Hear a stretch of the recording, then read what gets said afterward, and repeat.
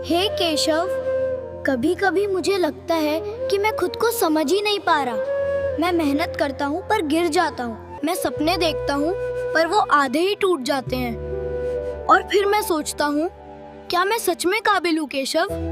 क्या मैं उस राह के लायक भी हूँ जिसे मैं छूने का सपना देखा है? हे केशव, क्या मैं सच में काबिल हूँ? हे पार्थ, तुम्हारा प्रश्न तुम्हारी कमजोरी नहीं, तुम्हारी जागरूकता का प्रतीक है।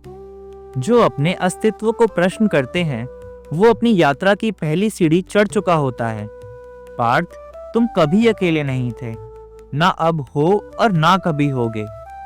तुम कहते हो कि तुम गिर जाते हो, अर्जुन भी गिरा था। तुम कहते हो कि टूट जाते हो, वो भी टूटा था। पर जो टूट कर भी खड़ा हो जाए उसका बल दैवियों से कम नहीं होता। हे पार्थ, काबिल वो नहीं होता जो कभी ना हारे, काबिल वो होता है जो हर हार को अपना श्रेष्ठ गुरु बना ले। तुम अपने प्रयासों को छोटा समझ बैठे हो क्योंकि तुम फल को ही परम मान्यता देते हो। पर स्मरण रखो, कर्म करो पार्थ, फल तुम्हारे अनुरूप ही आएगा। बीज को अंधेरा बुरा नहीं लगता क्योंकि उसे पता होता है कि वह अंधेरा ही उसका गर्भ है, और तुम्हारी यात्रा का यही अंधेरा तुम्हारी रोशनी को जन्म दे रहा है पार्थ। तुम पूछते हो क्या मैं काबिल हूँ? मेरी दृष्टि में तुम में और अर्जुन में कोई अंतर नहीं। तुम्हारा संदेह ही तुम्हारा शत्रु है, तुम्हारी योग्यता नहीं। शंका तभी आती है जब मनुष्य अपनी रोशनी को भूल जाता है और अपनी छाया को सच मान लेता है। सुन लो पार्थ, कभी भी अपने अस्तित्व की तुलना किसी के सफर से मत करना।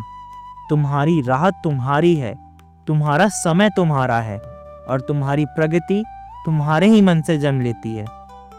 हे पार्थ, जिस दिन तुम खुद पर विश्वास रखना सीख जाओगे उस दिन तुम सिर्फ जीतोगे नहीं, जिताओगे भी। इसीलिए नहीं कि दुनिया तुम्हें माने, बल्कि इसीलिए कि तुम खुद को पहचान लोगे। अब उठो पार्थ, अपने कर्तव्य की ओर चलो।